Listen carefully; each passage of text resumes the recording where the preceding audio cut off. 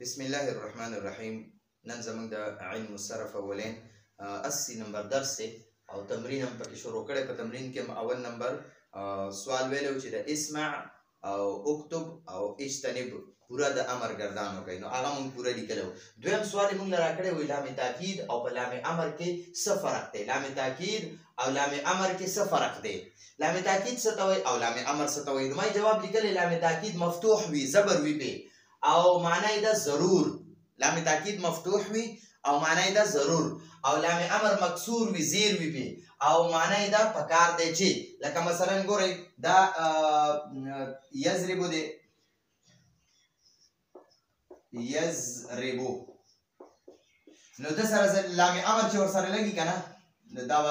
به داسې شي لیضربو، لیضربو. ٹھیک شوه؟ نو د ده معنا نه پکار دی، نه د ده معنا ده چې هغه یو سړی به ضرور وخل کوي، هغه یو سړی به ضرور وخل کوي، هغه یو سړی به ضرور وخل کوي، وخل کوي. ٹھیک شوه؟ او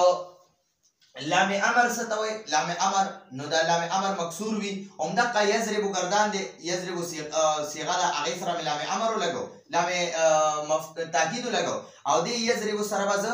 لام امر لګوم. نو لام امر داسې مکسور وي، زیر وي پې، اخري حرف له جزم ورکوي چې پیش وي، او د دې معنی پکار دی چې پکار ده چې هغه یو سړی وهل وکړي. ٹھیک شوه؟ نو د لام تاکید سره بیا نون ثقیله یا نون خفیفه هم لګیږي، او لام امر سره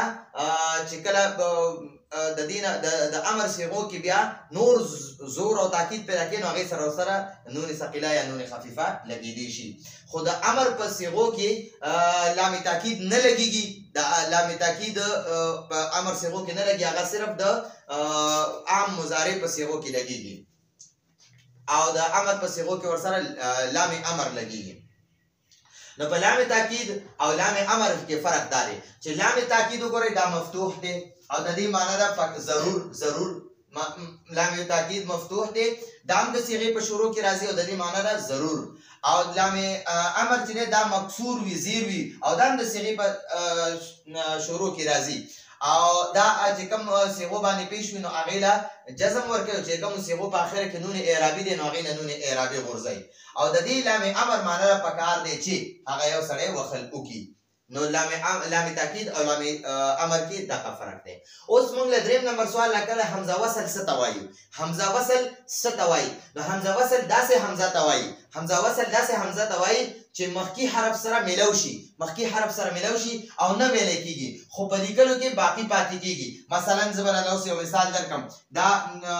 اطلبو دی، اطلبو، اطلبو. ٹھیک شوه؟ اطلب دی، نو دې سره چې دا د دې اطلب په حمزه دا شروع کې چې دا کم حمزه مضموم دی نو دې ته حمزه وصل وایي. وصل معنی ده میلاوېدل او فصل معنی ده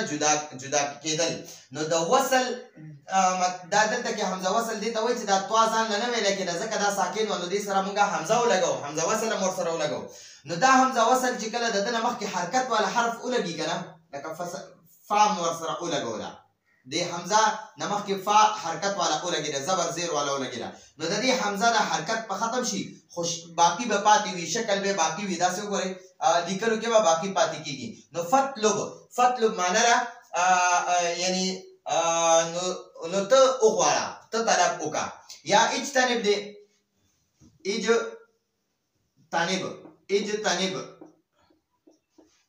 اجتنب د امر په صیغه کې دا حمزه وصل دی، دنه چې مخکې مونږ واو ولګو که نه، واو حرکت والا، نو د حمزه وصل دا حرکت په ختم شي نو دا به شي وجتنب. په لیکلو کې به باقي پاتې خو حرکت به ختم شي، ویله کېږي به نه او لیکلی به باقي پاتې شي، نو وجتنب. یا ګورئ اضرب دی، اضرب معنی ده ته وخل وکړه، نو دې نه مخکې ثم ولګوه، ثم. نو ګوره د دې حمزه وصل نه مخکې حرکت والا میم مشدد دی، نو د دې حمزه د حرکت ختم کو، ثم اضرب. ٹھیک شو؟ دا غشان اجلس ته اجلس، اجلس اجلس معنا ته کېنه او دینه مخکې چې مونږه فا یا واو ولګو یا کم یو حرکت والا حرف راشي د دې حمزه نه مخکې نو لکه مثلا ما واو ولګو نو د دې حرکت په ختم شي وجلس او ته کېنه ٹھیک شو نو دا حمزه وصل داسې حمزه ته وایي چې هغه حمزه نه مخکې یو حرکت والا حرف ولګي او د دغه حمزه هغه حرکت ختم کی او خو دا حمزه به په خپل یعنی لیکلو شکل کې به باقی پاتې وي ٹھیک شو او حرکت په نه ویل کېږي په ادایګۍ کې به نه ویل کېږي او نور به حرکت ختم شي او شکل به باقی پاتې کېږي نو دا د حمزه وصل داسې حمزه ته وایي چې مخکې حرف سره ملاو شي نو ګوره حمزه وصل دا حمزه وصل دی او دا د مخکې فا حرف سره ملاو شو او نه ویل کېږي دا حمزه نه ویل کېږي خو په لیکلو کې باقی پاتې کېږي نو دا د حمزه وصل تعریف او جواب مې درته ولیکو اوس درته وایي د امر حاضر معروف د جوړولو قاعده بیان کوي نو د امر حاضر معروف د جوړولو قاعده دا ده چې دا د حاضر شپږ صيغې دي لکه ګورئ تضربو تضرباني تضربون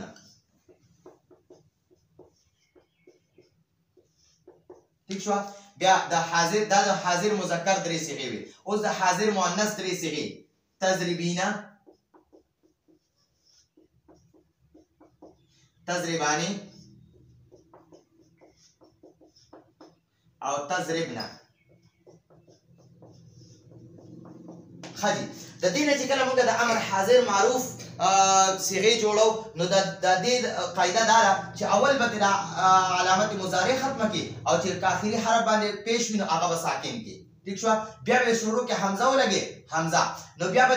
د ضاد تفا کلمه وي را ته عین کلمه وي او با ته لام کلمه وي نو ته بیا عین کلمه ته ګوري که په عین کلمه زبر وي او کثیر وي نو حمزه باندې وزیر لګي نو اضرب ٹھیک شو نو علامت مضارع به د تسنیه دی نه ختمه کی تضربانی دا تضربانی دی تضربانی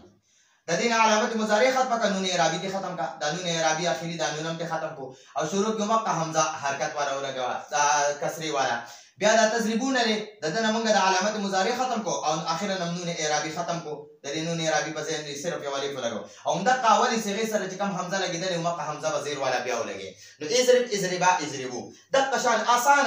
طریقه ده د علامت مضارع تضربین لري د علامت مضارع دا ختمه کا او اخیرا نون اعرابی ختم کا ٹھیک شو او دا اخر کې دا یا چې دا داسې وګدا یا ولیکي